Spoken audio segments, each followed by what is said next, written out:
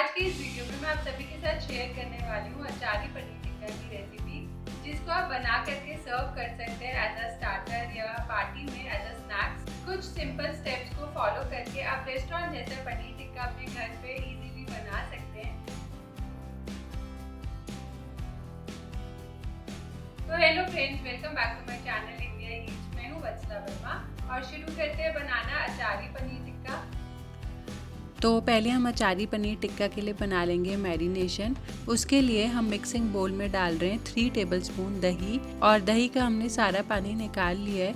उसके बाद हम डाल रहे हैं यहाँ पर बेसन जो है 2 टेबलस्पून। और अब दही और बेसन को एक बार मिक्स कर लेंगे।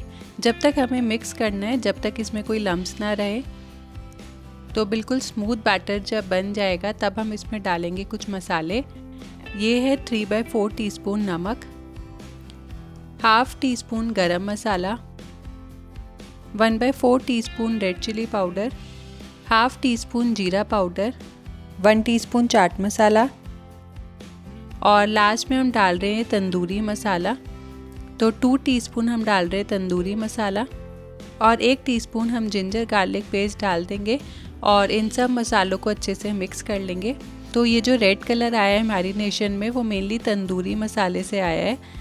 तो आप चाहे तो इसको स्किप भी कर सकते हैं, लेकिन इसको डालने से एक अच्छा फ्लेवर भी आता है और साथ साथ कलर भी अच्छा आता है। और कलर के लिए आप चाहे तो यहाँ पे कश्मीरी रेड चिली पाउडर भी डाल सकते हैं।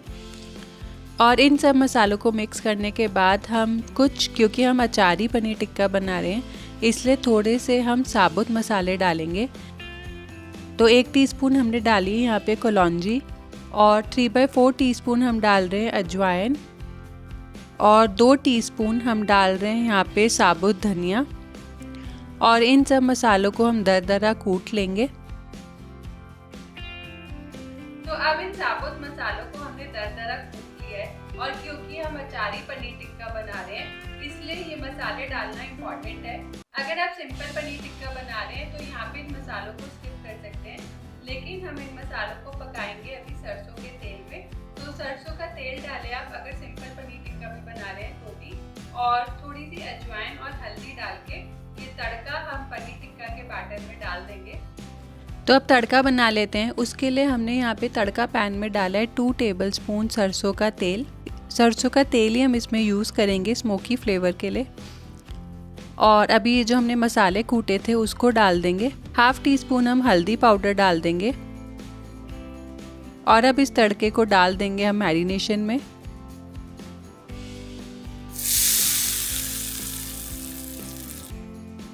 मिक्स करेंगे एक बार, और अब लास्ट में डाल देंगे कुछ सब्जी।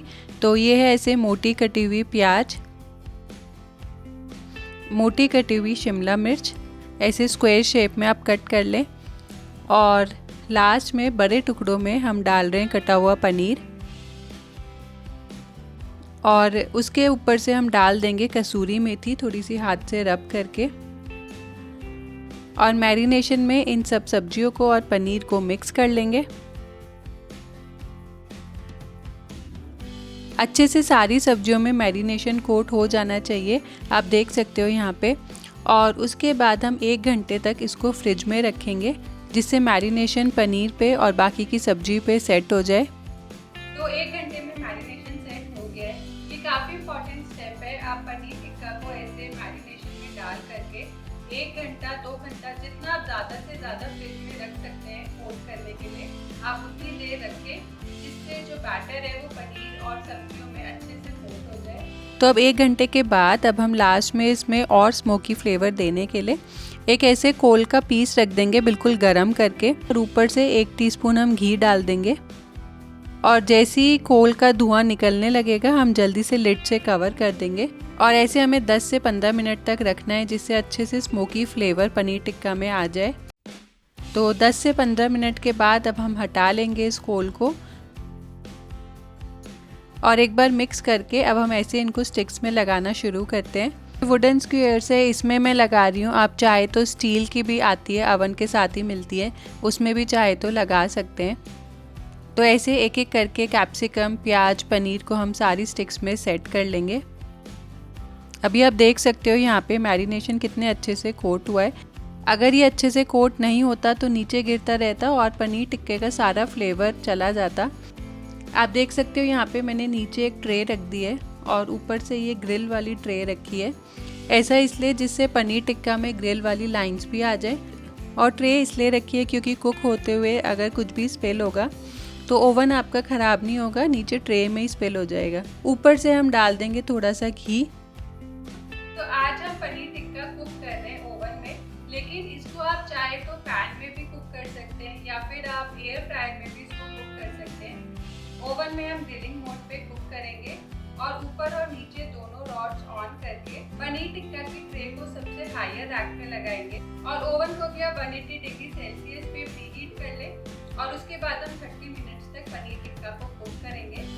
और 15 मिनट्स के बाद आप चाहे तो इसकी साइड भी चेंज कर सकते हैं अपने ओवन की सेटिंग के अकॉर्डिंगली, जिससे चारों तरफ से ये अच्छे से कुक हो जाए।